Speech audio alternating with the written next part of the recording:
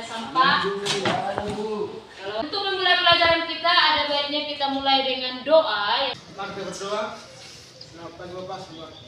Sekarang kita juga akan melanjutkan materi kita tentang sistem peredaran darah. Tepatnya kita akan membahas yang namanya jantung, mekanisme peredaran darah, dan kelainan pada sistem peredaran darah. Oke, sebelum kita masuk ke materi kita, Ibu mereview kembali dulu materi kita pada minggu lalu, yaitu mengenai darah. Darah terdiri dari dua komponen. Siapa bisa? Silakan, Rolis. Komponen darah terdiri atas dua, yaitu plasma darah dan sel darah. Iya, bagus ya. Fungsi darah. Ayo angkat tangan, Nak.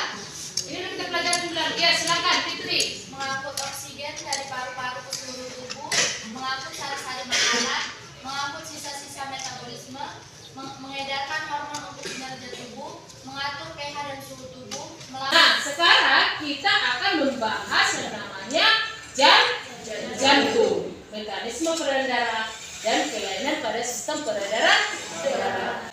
Tujuan pembelajaran kita pada materi sistem peredaran darah pertama, menganalisis struktur jantung dan fungsinya. Baca.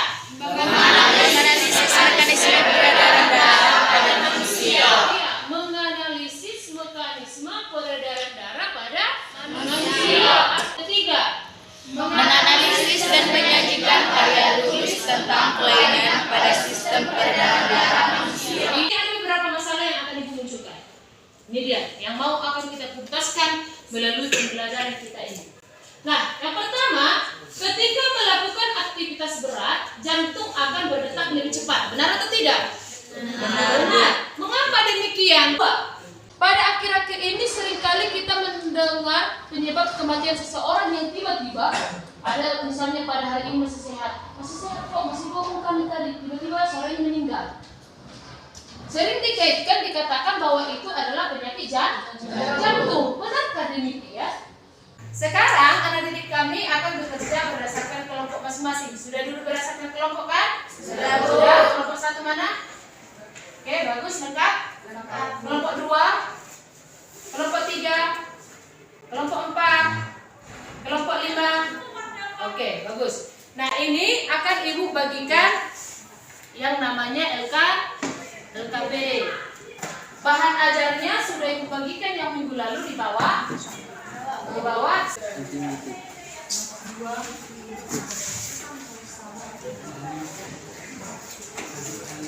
Silakan dikerjakan.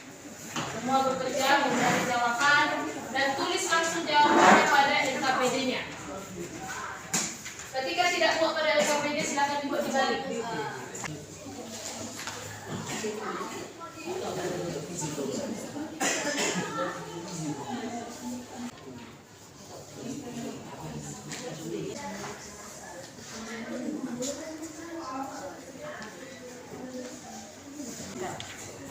Ini bagaimana?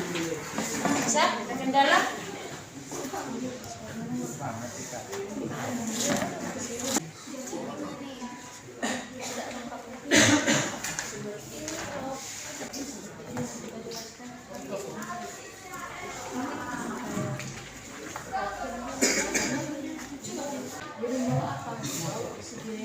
Kemana? Ke seluruh tubuh. Nah, kalau dia membawa oksigen dari jantung, ini kan jantung. Oke, ini kan jantung. Nah, kalau dia membawa darah dari berkir ke seluruh tubuh, berarti darah itu keluar atau masuk? Keluar jantung atau masuk? Keluar. Pembuluh darah yang membawa darah keluar dari jantung disebut dengan pembuluh darah apa? Seluruh tubuh. Bawa darahnya dari pembuluh darah apa? Masuk ke seluruh darah, pembuluh darah apa? Oke. Coba dulu, nanti kalau butuh baru kita tanya pada sana. Kerjakan dulu yang apa yang diperintah. Ya. Ini mana? Kelainan.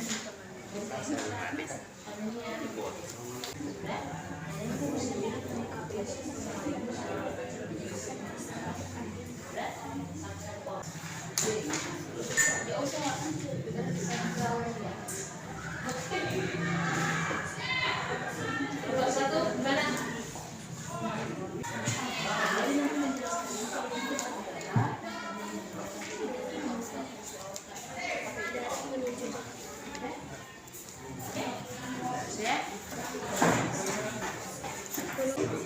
Oh ya.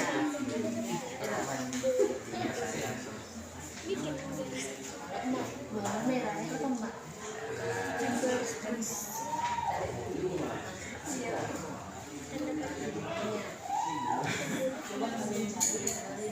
Ada masalah? Nah, yang di permasalahan nomor 9, di permasalahan nomor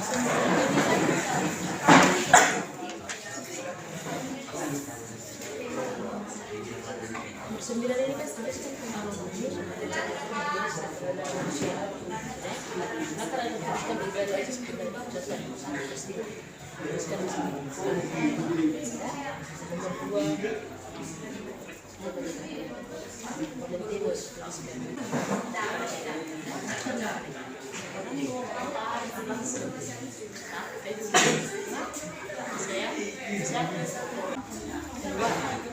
kalau pena masuk. Sekarang lihat mana tadi itu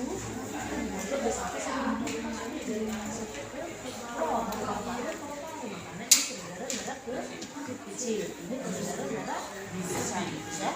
Nah sekarang kita lihat karena ini sini ada sini berarti darah di beberapa sisi. Nah, pembuluh darah yang membawa darah ke organ jantung pembuluh darah siapa? Arteri. 20 ini siapa? 8 ini siapa? Itu menunjukkan penjelasan mengenai sistem nervous.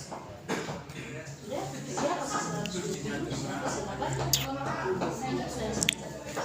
waktu selesai, waktu habis, kita akan mengadakan presentasi. Silakan anak didik kami dari masing-masing kelompok memperhatikan kawannya yang presentasi ke depan. Kami dari kelompok 1 akan mempresentasikan tentang permasalahan nomor 3. Teman bisa melihat pada nomor pertama itu adalah aorta yang berfungsi membawa darah yang mengandung oksigen dari bagian tepi kiri sampai ke seluruh tubuh. Yang kedua adalah arteri pulmonalis kiri atau pembuluh darah, yaitu membawa darah kaya karbon dioksida menuju kedua bronkas paru-paru. Yang ketiga adalah serambi kiri, yaitu menerima darah bersih dari paru-paru atau darah yang mengandung oksigen. Tepuk tangan untuk kelompok 1. Nah, selanjutnya maju kelompok 2. Kami dari kelompok 2 akan menjawab soal nomor 1 dan 2. Penyakit kardiovaskular menjadi ancaman di seluruh dunia. Data dari Global Burden of Cardiovascular Disease 2020 terdapat 271 juta kejadian penyakit kardiovaskular. 1. Jelaskan yang dimaksud dengan penyakit jantung koroner dan penyebabnya. Penyakit jantung koroner adalah gangguan fungsi jantung yang terjadi saat arteri tersumbat. Sekian presentasi dari kami. Jika ada dari kelompok lain yang ingin memberi pertanyaan atau tanggapan, kami persilakan. Ada kemungkinan selain disebabkan oleh penyakit jantung, dapat disebabkan oleh penyumbatan pembuluh darah secara tiba-tiba. Kematian mendadak akibat gangguan jantung juga dapat disebabkan oleh sindrom Brugada, yaitu gangguan irama jantung akibat kelainan genetik. Apakah jawaban dari kami diterima oleh kelompok 4? Apakah masih ada yang ingin bertanya atau memberikan tanggapan? Ada lagi? Dari cara mencegah penyakit jantung koroner yang kalian sebutkan tadi, ada salah satu yaitu menjaga agar berat badan ideal. Berapa berat badan ideal tersebut? Baik, kami akan menjawab pertanyaan dari kelompok 1. Berdasarkan literatur yang kami dapatkan, berat badan yang ideal itu adalah tinggi badan dikurang dari 100. Contohnya, Kelompok 3 yang presentasikan kelompok kami. 4. Tentukan istilah yang keempat untuk masing-masing pertanyaan yang dijawab ini. 1. 6. Katup jantung yang berada di antara atrium kiri dan ventrikel kiri adalah katup bicuspidalis. 7. Tekanan sistol adalah tekanan darah pada saat jantung memompa darah ke dalam pembuluh nadi atau saat jantung terus. terima kasih atas waktunya. Kami ingin bertanya, kan seringkali saat sakit itu diukur tensi atau tekanan darah. Nah, tekanan darah orang normal itu kan 120/80 mm air pisah. Nah, apa yang dimaksud dengan 120/80 mm air pisah? Baik, kami akan menjawab. Tekanan 120 adalah tekanan yang menunjukkan tingkat tekanan jantung saat memompa darah. Kedua, yaitu 80 menunjukkan angka ketika organ jantung berstarat sejenak saat proses memompa darah. Peredaran darah bisa terjadi dari bilik kiri darah dibawa keluar oleh pembuluh darah arteri terbesar atau yang disebut dengan aorta, dibawa ke seluruh tubuh. Di sini akan terjadi pertukaran oksigen menjadi CO2 atau karbon dioksida. Dari seluruh tubuh, darah dibawa oleh pembuluh darah vena menuju serambi kanan, kemudian menuju bilik kanan. Darah dibawa keluar oleh arteri pulmonalis atau paru-paru yang merupakan arteri salah satu-satunya yang bisa menerima CO2. Di sini akan terjadi pertukaran CO2 menjadi oksigen. Kemudian darah masuk membawa oksigen menuju serambi kiri dan ke bilik kiri, dan seterusnya akan terjadi. Gangguan pada sistem peredaran darah, ada berbagai gangguan yang bisa terjadi pada sistem peredaran darah, yaitu 1. Tekanan darah tinggi atau hipertensi. Yang ketiga, serangan jantung. Serangan jantung terjadi ketika jantung tidak mendapatkan cukupan darah. Tepuk tangan untuk kelompok terakhir. Saya minta dulu 2 orang anak didik kami untuk menyimpulkan pembelajaran kita pada pertemuan pertama dan pertemuan kedua ini. Kesimpulannya, darah tersusun atas plasma darah dan sel darah. Sel darah terbagi menjadi 3, yaitu eritrosit atau sel darah putih merah, leukosit atau sel darah putih, trombosit atau pink darah. Fungsi darah itu ada beberapa, yaitu 1. Mengangkut oksigen dari paru-paru di seluruh tubuh, 2. Mengangkut sel-sel makanan, 3. Mengangkut sisa-sisa metabolisme, 4. Mengedarkan hormon. Jantung ada 4, yaitu 1. Serambi kanan yang berfungsi menerima darah dari seluruh tubuh, mengandung CO2 atau darah kotor. 2. Serambi kiri berfungsi menerima darah dari paru-paru banyak dengan mengandung O2 atau darah bersih. 3. Bilik kanan, yaitu menerima darah dari serambi kanan kemudian dipompa ke paru-paru. 4. Bilik kiri menerima darah dari serambi kiri kemudian dipompa ke seluruh tubuh.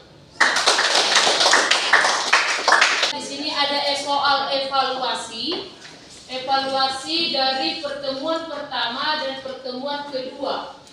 Di sini ada 10 soal. Silakan anak didik kami mengerjakan sendiri.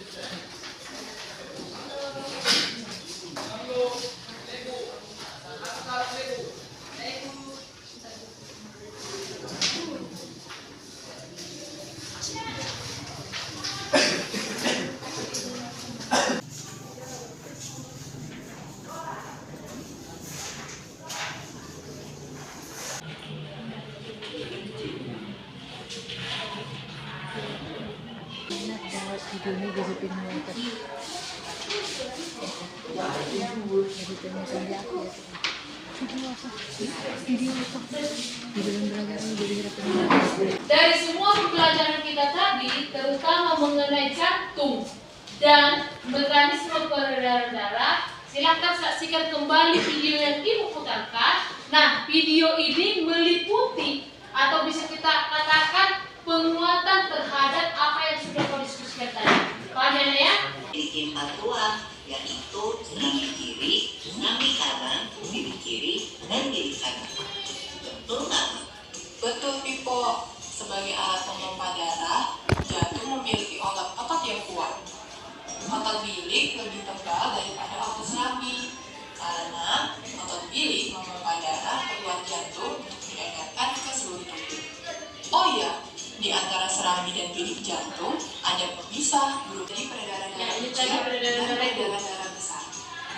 Peredaran darah kecil berlangsung dari jantung ke paru-paru,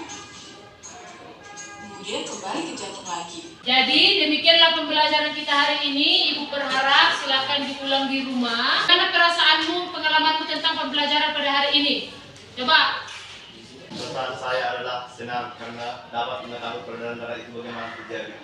Demikianlah pembelajaran kita hari ini. Silakan sampai jumpa minggu depan. Selamat